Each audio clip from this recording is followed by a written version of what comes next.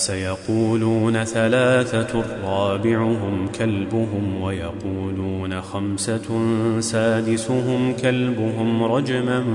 بالغيب ويقولون سبعة وثامنهم كلبهم قل ربي أعلم بعدتهم ما يعلمهم إلا قليل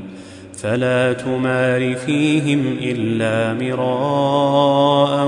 ظاهرا ولا تستفت فيهم منهم أحدا ولا تقولن لشيء إني فاعل ذلك غدا إلا أن يشاء الله